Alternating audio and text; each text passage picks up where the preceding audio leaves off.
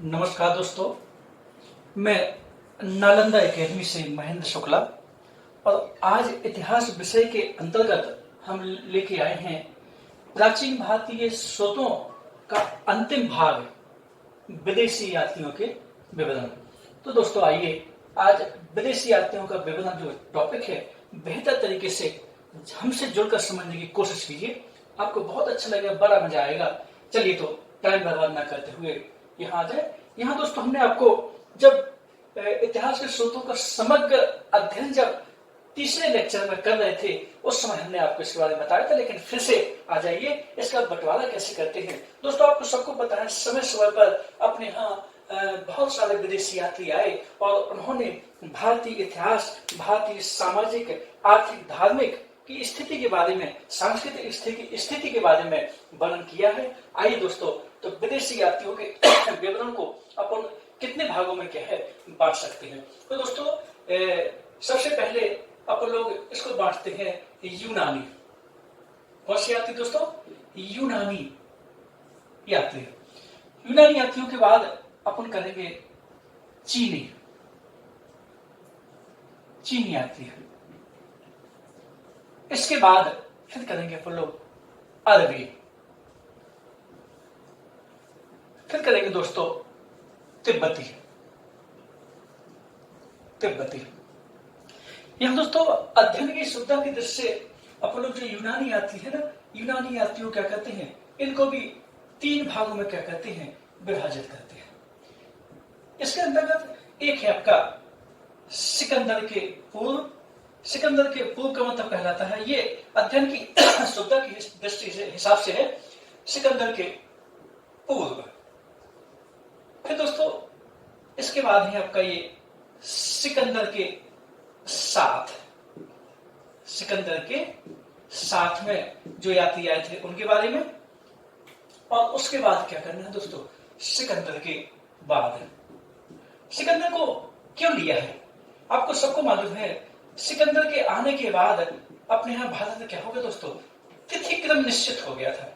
ये वहां बताएंगे आपको। यूनानी आक्रमण का एक प्रभाव यही भी था, सिकंदर के आक्रमण का एक पॉजिटिव प्रभाव यही भी था कि भारत में दोस्तों क्या हो गया था, तिथि क्रम डेटिंग निश्चित हो गई थी। इसलिए सिकंदर को बेस बनाकर क्या करते हैं, यूनानी आक्रमण को पढ़ेंगे अपन लोग।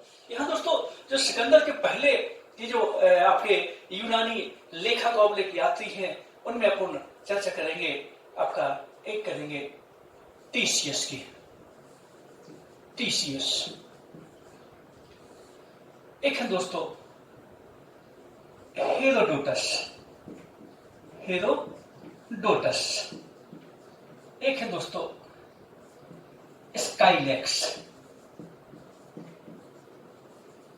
और एक है आपको दोस्तों हिकेटियस। पहले सबको लिख लेते हैं, उसके बाद वापस आकर के एक एक बारे में क्या करेंगे अपन डिस्कस करेंगे। सिकंदर के जो साथ में दोस्तों आए थे उनमें करेंगे अपन लोग नियार्कस। कौन सा है? नियार्कस। फिर तो दोस्तों आने सिकिटस। फिर इसके बाद अरिस्टोबुलस।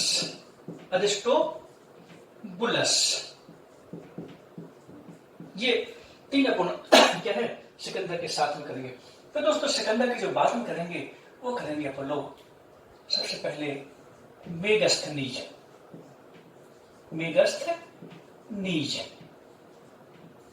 फिर उसके बाद आएंगे दोस्तों डाईमेकस।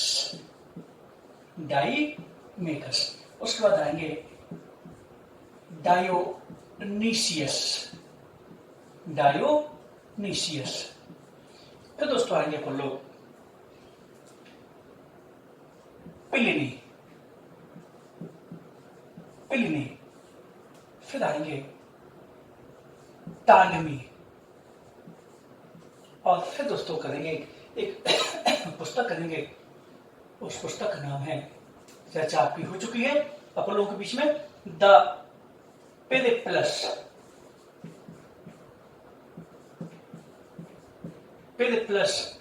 Of Erythraean sea, Erythraean sea. ये दोस्तों पुस्तक है, इसका लेखक ने अपना नाम नहीं छोड़ा है। अब ये तो ठीक है, सिकंदर के आपके बात भी हो गए। चीन यात्रियों में दोस्तों आप लोग आएंगे तो सबसे पहले चीन यात्रियों में देखेंगे आप लोग तो सुमा चीन, सुमा चीन। इसके बाद दोस्तों आएंगे फाहियान, फाहियान आएंगे। फाहियान के बाद फिर आगे दोस्तों अपन लोग क्या कहें, सुंगयुंग। फिर आएंगे दोस्तों इत्सिंग, इत्सिंग के बाद आएंगे अपन लोग हुएनसांग, हुएनसांग। और फिर आएंगे अपन लोग हुएनसांग के बाद मातोलिन और चाओजुकुआ, चाओजुकुआ। दोस्तों ये देखने पड़ेंगे, हो सकता आप बोल हो रहे हो, इंटरेस्ट ना आ रहा हो, लेकिन बोल नहीं होना है, इंटरेस्ट जगाइए आप। और आपको ये नाम देखने पड़ेंगे, कौन चीनी आती है, कौन सिकंदर के पहले आया, कौन सिकंदर के साथ में आया, कौन सिकंदर के बाद में आया। इनके नाम और इनके काम देखने ही पड़ेंगे। अगर आप कंपटीशन में रहना चाहते हैं तो आपको करना ही पड़ेगा। और आइए अपन जोड़ते हैं, बड़ा मजा आएगा, थोड़ा सा मन लगाना है। चलिए आज भी लेखकों में आते हैं दोस्तों अपन लोग। सुलेमान, दोस्तों यहां सुलेमान। फिर आते हैं अपन लोग अल मसूदी, और फिर आते हैं दोस्तों अल बदूनी। फिर आपकी अल बिलादुरी भी है, इब्न खुद्दाब भी है,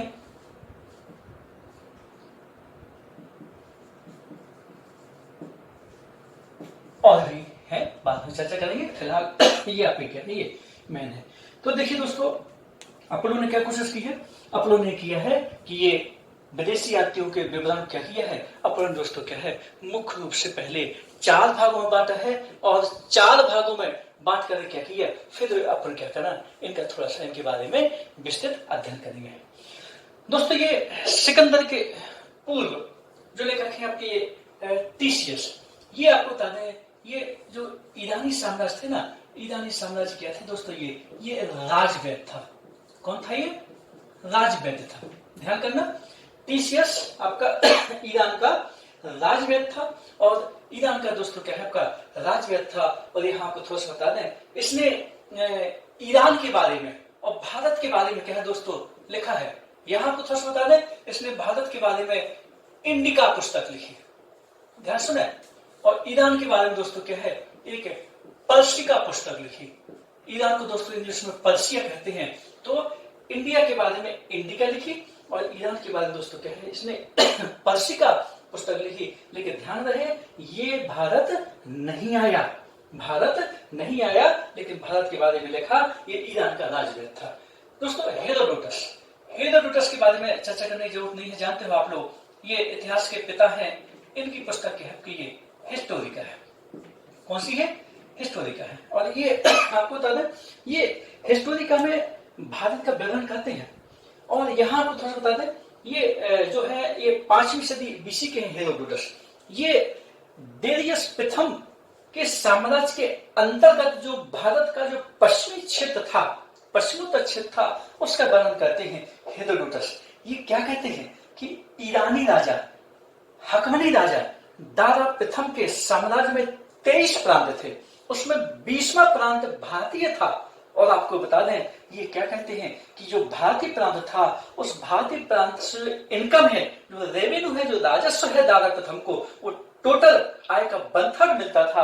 और ये दोस्तों बताते हैं कि ये जो इनकम मिलती थी, ये इनकम मिलती थी आपको, यहाँ आपको बता दें, ये 360 सेक्टर क्या है दोस्तों ये मिलती थी, ठीक है ना। ये और 360 सेक्टर, मतलब टोटल दारा की आय का 1/3 मिलता था, ऐसा हेरोडोटस है दोस्तों ये कहते हैं। और भी बहुत सारा वर्णन करते हैं। चलिए दोस्तों थोड़ा सा आगे बढ़े स्काईलेक्स में। स्काईलेक्स आपको बता दें, क्वेश्चन आता है कि सिंध के मुहाने को किसने खोजा। क्या था दोस्तों, सिंध के मुहाने को किसने खोजा। मुहाना का मतलब कहलाता दोस्तों जहां नदी समुद्र में गिरती है। तो डेरियस प्रथम का ये नौसेनापति था। कौन, स्काईलेक्स। स्काईलेक्स नौसेनापति था, नाविक था। और डेरियस प्रथम ने, ईरान के राजा ने इसे क्या किया था दोस्तों, सिंध के मुहाने को खोलने के लिए आपको क्या है ये भेजा था। यहाँ फिर से आपको बता देते हैं, ये टीसीएस 5वीं सदी दोस्तों बीसी के थे। हेरोडोटस सॉरी ये टीसीएस आपके 6वीं सदी बीसी के थे। हेरोडोटस आपकी ये 5वीं सदी दोस्तों बीसी के थे। ये स्काईलेक्स भी आपके क्या है 6वीं सदी दोस्तों क्या है ये बीसी के थे। हेकेटियस आपकी ये 5वीं सदी बीसी के थे। और ये जानते हो इनकी किताब है जियोग्राफिका। हेकेटियस ने आपको बता दें स्काईलेक्स के जो अध्ययन को आधार मानकर क्या किया, इसने पश्चिमोत्तर भारत का अध्ययन किया है। तो ये सिंध प्रदेश तक आपका स्काईलेक्स आया था। हेकेटियस उसी सिंध क्षेत्र का क्या कहता है दोस्तों, ये वर्णन करता है उसी सिंध क्षेत्र में ये भी आया था। हालांकि ये भूगोलवेत्ता है आपके और भूगोल के जन्मदाता है। जियोग्राफी का दोस्तों इनकी पुस्तक है। लेकिन इन लोगों ने भारत के बारे में क्या है दोस्तों लिखा था। आइए इसके बाद आते हैं सिकंदर के साथ। ये जो सिकंदर के साथ दोस्तों आए थे वो आपको बता दें ये नियार्कस ये सिकंदर का आपको बता दें ये नौसेनापति था। कौन था, नौसेनापति था। ये सिकंदर के साथ आया था। यहाँ दोस्तों क्वेश्चन खूब आया है कि सिकंदर के साथ कौन नहीं आया था, तो अपन करना पड़ेगा। नियार्कस आए थे, आनेस्क्रिटस आए थे, अरिस्टोबुलस आए थे, और जो भी होगा वो नहीं होगा, ठीक है ना। इसके अलावा क्या है आपका ये थोड़ा सा करना पड़ेगा। ये जो आनेस्क्रिटस है दोस्तों इसने क्या किया था, ये सिकंदर की जीवनी लिखी थी। किसकी जीवनी लिखी इसने दोस्तों, सिकंदर की क्या है इसने जीवनी लिखी थी। किसने, आनेस्क्रिटस ने। ये थोड़ा सा अपन को ये ध्यान करना पड़ेगा।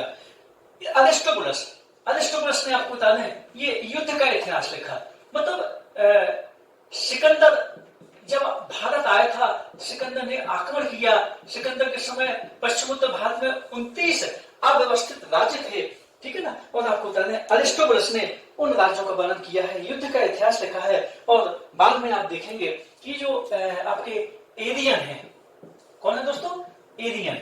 और एक और लेखक है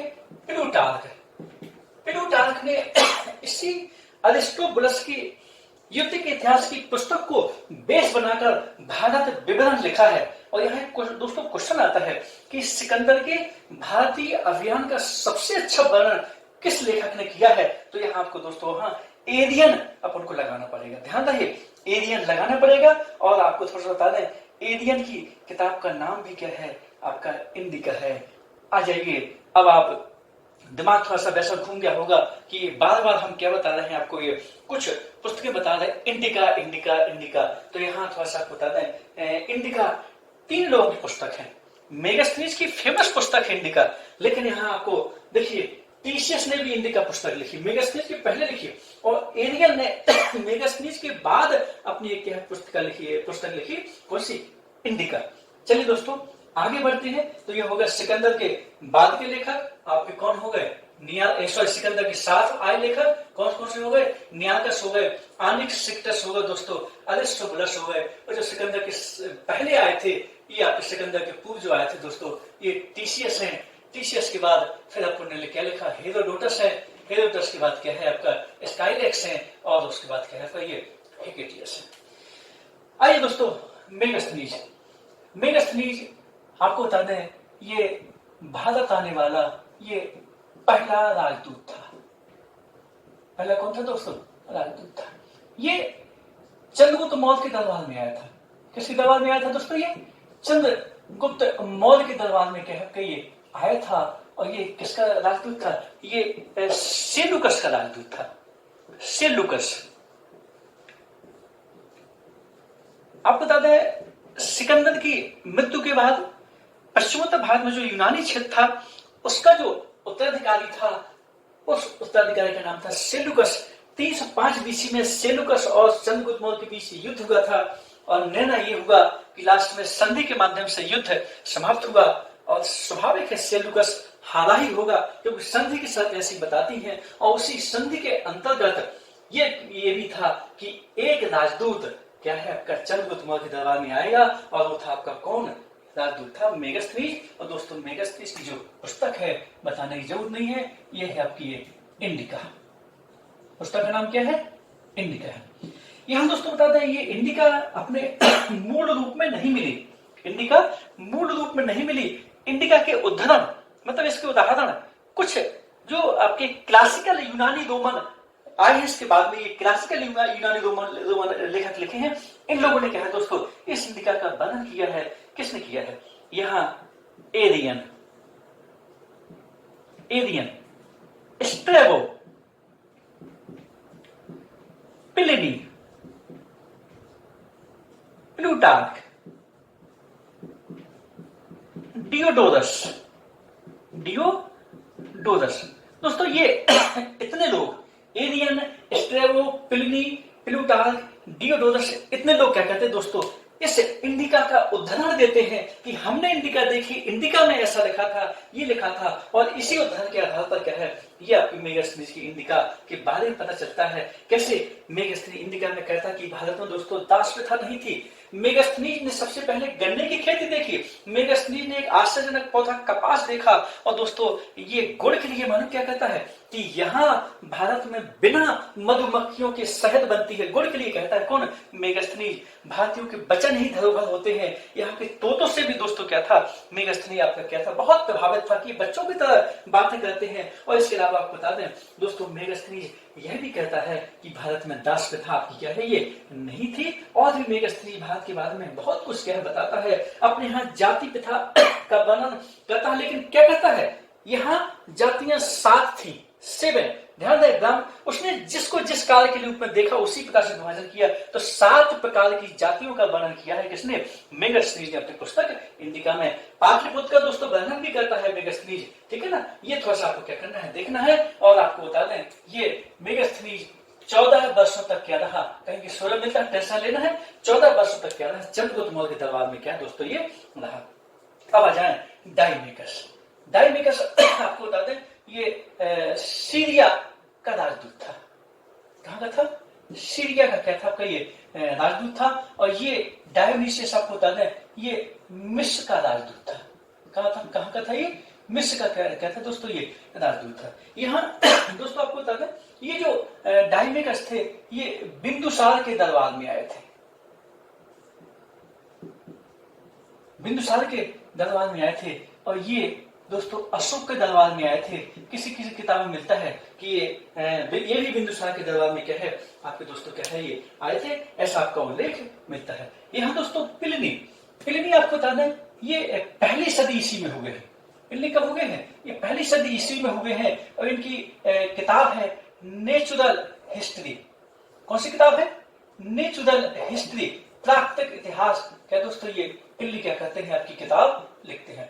यहाँ दोस्तों आपको बता दें ये जो पिल्ली है भारत और रोम, ये इटली का था, रोम का था। भारत और रोम के बीच पहली सदी ईस्वी में जो व्यापार होता था उसके बारे में लिखते हैं। और दोस्तों आपको बता दें भारत पहली सदी ईस्वी से ही सोने के चिड़िया बनना स्टार्ट हो गया था। और भारत से वस्तु जाती थी, उस वस्तुओं के बदले वहां से सोना का आता था। और क्वेश्चन आता है कि कौन से क्लासिकल रोमन लेखक ने वर्णन किया है कि हमारे देश का पूरा सोना भारत के साथ व्यापार में क्या है आपका खर्च हो रहा है, जा रहा है। और प्लिनी आपको बताना क्या कहता है कि हमारे देश की जितनी इनकम होती है उसका आधा यानी कि 10 सेक्टर कहां जा रहा है, 10 करोड़ सेक्टर कहां जा रहा है? इंडिया में दोस्तों जा रहा है। और बाद में आपको मालूम होगा कि पहली सदी ईस्वी में एक केरल में मुजरिस बंदरगाह था। मुजरिस बंदरगाह से दोस्तों यहाँ से काली मिर्च से भर करके जहाज जाते थे और रोम से पश्चिमी देशों से आपको बता दें वो जहाज सोने से लद कर क्या है यहाँ भारत में आते थे। आ जाइए दोस्तों टालमी एकमात्र ऐसे लेखक हैं जो भारत नहीं आए। इन लोगों ने आपको बता दें ये भारत आपके नहीं आए। इनकी किताब है भूगोल। इनने भी क्या लिखी? एक किताब लिखी दोस्तों भूगोल। इन्होंने आपको बता दें लगभग 150 कहीं 140 ईस्वी मिलता है। 140 ईस्वी के आसपास ये किताब लिखी थी और इसमें आपको बता दें ये भारतीय उपमहाद्वीप का इन्होंने एक नक्शा बनाया था आपका, किसने? टालमी ने। अच्छा, अब इसके बाद दोस्तों the Periplus of the Erythraean sea, इसका अर्थ होता है आपका कि लाल सागर से होते हुए समुद्री व्यापार, इस प्रकार से क्या है इसका अर्थ होता है। और यहाँ आपको थोड़ा सा बता दें, इसे समुद्री व्यापार की क्या आपका गाइड कहते हैं। इस पुस्तक को क्या बोलते हैं? समुद्री व्यापार की गाइड कहते हैं। व्यापार की गाइड। गाइड का मतलब कहलाता है दोस्तों दिशा निर्देश। क्या कहलाता है दोस्तों?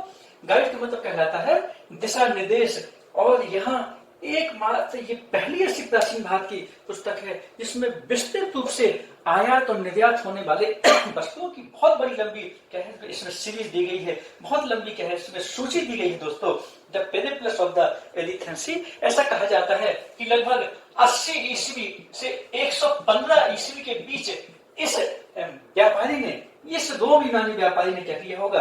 भारत की क्या है यात्रा की होगी और उसमें बहुत सारा व्यापार और व्यापारियों की चर्चा की है, व्यापारिक वस्तुओं की चर्चा की है, इसलिए इसे समुद्री व्यापार की गाइडलाइन भी कहा जाता है। किसको? The Periplus of Erythraean Sea. Question आता है किसकी किताब है? वहां मिलेगा अज्ञात। आइए दोस्तों चीनी लेखों में आते हैं अपन लोग, टाइम बचेगा तो फिर से हम वापस आएंगे। सुमाचीन। सुमाचीन दोस्तों ये पहली सदी बीसी का है, ध्यान रहे पहली सदी बीसी का है। ये आपका परीक्षा में कम आता है, लेकिन ये भारत भी नहीं आया। ये सब भारत आए, सिर्फ चीन यात्रियों में पहला था, ये भारत आपका नहीं आया। फिर इसके बाद दोस्तों फाहियान। फाहियान आपके सबको मालूम है ये गुप्त वंश में आए थे और ये चंद्रगुप्त द्वितीय जो विक्रमादित्य हुए हैं उनके दरबार में क्या है आए थे दोस्तों। इनकी जो पुस्तक है आपकी परीक्षा में आती है फाक्यू की। फाक्यू का अर्थ होता है बौद्ध देशों का वर्णन। बौद्ध देशों का वर्णन चाइनीज भाषा में इसका अर्थ होता है। ये आपको थोड़ा बता दें, ये फाहियान 16 वर्ष तक क्या रहे आपके ये भारत में रहे। कैसे रहे? 16 वर्ष तक भारत में रहे। क्या कहते हैं भारत के? अच्छा आपको बता दें, इन्होंने चंद्रगुप्त मौर्य का नाम नहीं लिखा, राजा का वर्णन नहीं किया, देश का नाम भारत नहीं लिखा, मध्य देश कहा। क्या कहा? देश का नाम मध्य देश कहा। और ये क्या कहते हैं? अपने यहाँ की संपन्नता का वर्णन करते हैं। मतलब गुप्त वंश आपको बता दें स्वर्णयुग था। फाहियान के विवरण से भी ऐसे दोस्तों पता चलता है। क्यों? एक लाइन में लिखते हैं कि यहाँ की मध्य देश की प्रजा कैसी थी? सुखी और संपन्न थी। सुखी और संपन्न थी, ऐसा फाहियान लिखते हैं। और इसके अलावा आपको बता दें यहाँ के लोग बड़े लहसुन प्याज का उपयोग नहीं करते हैं, वचन ही धर्मवान होते, ये भी कहते हैं। भारतीयों की ये नैतिक चरित्र का क्या कहता है दोस्तों, ये प्रशंसक था, ये वर्णन किया था। और आपको बता दें इसकी एक अभिलाषा थी, फाहियान की एक अभिलाषा थी। इसको मगध क्षेत्र बहुत अच्छा लगता था। कौन सा क्षेत्र? मगध है। और ये क्या कहता है कि अगर मैं दोबारा जन्म लूंगा बुद्ध के रूप में, बौद्ध के रूप में अगर मैं दोबारा जन्म लूंगा या बौद्ध धर्म के अनुयायी के रूप में दोबारा जन्म लूंगा तो मैं मगध क्षेत्र में जन्म लेना चाहूंगा। मतलब भारत की भूमि में जन्म लेने की इसकी आकांक्षा थी। किसकी? फाहियान की। अपने विवरण में दोस्तों ये कहते हैं आपका फाहियान। आइए दोस्तों सुंगयुम। सुंगयुम आपको बता दें ये लगभग 518 ईस्वी की बात क्या है दोस्तों, ये आए थे अपने यहाँ आए थे, ठीक है ना। और ये आपको बता दें ये हूण आक्रमण का भी क्या कहते हैं वर्णन करते हैं उस समय का। ये हूण आक्रमण का भी क्या दोस्तों का ये वर्णन करते हैं, क्योंकि उस समय आपका ये बता दें हूणों का आक्रमण क्या है होने लगा था। इत सिंह आपको बता दें ये लगभग 6वीं ईस्वी में, सॉरी 7वीं ईस्वी में क्या है आपका ये आ गए थे। 6वीं 7वीं ईस्वी में आपके आ गए थे। होइसांग के क्या थे दोस्तों, ये पहले थे। ये आपको बता दें नालंदा विश्वविद्यालय क्या करते हैं ये वर्णन करते हैं। ये नालंदा का भी क्या कहते हैं दोस्तों, ये वर्णन करते हैं। कौन? इत सिंह। ये क्रम भी है आपका यात्रियों का। फिर है आपका होइसांग। होइसांग दोस्तों आपको बताते हैं ये अच्छा ये फाहियान है, फाहियान जो 16 वर्ष रहे, लगभग 399 से 414 डेट कहीं कहीं दोस्तों इनकी क्या है मिलती है। टेंशन यहाँ नहीं लेना है। इसके बाद फिर क्या आपका ये होइसांग भी क्या रहे दोस्तों, 16 साल तक क्या है यहाँ रहे, 645 तक रहे। और 645 से क्या करेंगे 630 से 45, कहीं की मिलता 29 से 45, 629 से 645 तक रहे। ये भी दोस्तों क्या है आपका ये 16 वर्ष तक रहे, भारत में रहे। ये आपको बता दें हर्षवर्धन के समय आए थे। ये चीन यात्री किस समय आए थे? हर्षवर्धन के समय दोस्तों क्या है ये भारत आए थे। इनके कई नाम हैं। पूरे यात्रियों में सबसे महत्वपूर्ण है, इन्हें महायान देव भी कहा गया है। इन्हें यात्रियों का दोस्तों राजकुमार भी कहा गया है। इन्हें क्या कहा गया है? यात्रियों का राजकुमार भी कहा गया है दोस्तों। इन्हें द्वितीय शाक्य मुनि भी क्या है दोस्तों ये कहा गया है, शाक्य मुनि। ये मोक्ष देव भी कहा गया है, इन्हें मोक्ष देव भी कहा गया है दोस्तों। इन्हें महायान देव भी कहा गया है। और इनकी जो पुस्तक है दोस्तों वो है सीयू की, सीयू की। इस पुस्तक में इन्होंने क्या है 138 देशों की यात्रा का वर्णन किया है कि 138 देशों की क्या है हमने यात्रा की, इसका क्या है वर्णन किया है। इनके दोस्तों एक मित्र थे, हुएसंग के मित्र थे। उस मित्र का नाम था हुईली। क्या नाम था? हुईली उन मित्र का नाम था। और हुईली ने क्या है हुएसंग की दोस्तों जीवी लिखी थी। हुएसंग के बाद मातुआलिन और चाओ जुक्वा भी दोस्तों क्या है भारत आपके ये आए थे। बहुत ही महत्वपूर्ण यात्री है हुएसंग, चीनी यात्री बहुत अधिक महत्वपूर्ण है आपके। ठीक है, चलिए सुलेमान दोस्तों 9वीं सदी में आए थे और लगभग 851 ईस्वी में क्या है दोस्तों ये भारत आए थे। यहां थोड़ा सा आपको बता दें ये जो पाल प्रतिहार वंश के राजाओं के समय आपके आए थे। और दोस्तों आपको बता दें ये प्रतिहार राजाओं में आपका ये मेहर भोज राजा था। मेहर भोज को क्या कहते हैं? ये मुसलमानों के या अरबों का दुश्मन कहते हैं, बैरी बताते हैं। किसको? ये मेहर भोज को। कौन बताते हैं दोस्तों? सुलेमान इसको क्या है मुसलमानों का बैरी बताते हैं, दुश्मन बताते हैं। पाल और प्रतिहार राजाओं के समय दोस्तों क्या है आया था। सुलेमान ने आपको बता दें अपने भारत की सामाजिक और कल्चरल स्थिति का वर्णन किया और यहाँ सती प्रथा का उल्लेख करता है दोस्तों। भारत में सती प्रथा का उल्लेख करता है कौन? सुलेमान यात्री, जो 9वीं सदी में अपने यहाँ भारत आया था। इसके बाद दोस्तों आपका ये अल मसूदी यात्री है, जो लगभग 915-16 ईस्वी में दोस्तों क्या है ये भारत आया था। वहां आपको मिलेगा किताबों में 10वीं ईस्वी में क्या है ये भारत आया था। आपको दोस्तों बता दें कि जो अल मसूदी है, ये अल मसूदी को आपको बता दें ये इन्हें अरब का क्या कहे हेरोडोटस कहा गया है। यहां लिखते हैं इनको, इसको क्या कहते हैं? अरब का या अरबों का हेरोडोटस कहते हैं। हेरोडोटस दोस्तों क्या है इनको कहा गया है। और इन्होंने आपको बता दें ये प्रतिहार राजा को जो ये था मेहर भोज था, इसको क्या कहते हैं? ये बौरा कहते हैं। राष्ट्रकूट वंश में इंद्र तृतीय था। इंद्र तृतीय को उस समय भारत का क्या कहते हैं? ये सबसे शक्तिशाली शासक क्या कहते हैं दोस्तों? उनको ये क्या कहते हैं। यहाँ थोड़ा सा आपको बता दें ये जो आपके सॉरी ये अल मसूदी थे, इनकी एक किताब का नाम है मुदजुज जहाब। पुस्तक थी इनकी मुदजुज जहाब। ये एसएससी सिविल में आती है, ज्यादा टेंशन लेना है। ये किसकी किताब थी? मुदजुज जहाब। क्या है ये पुस्तक? किसकी दोस्तों?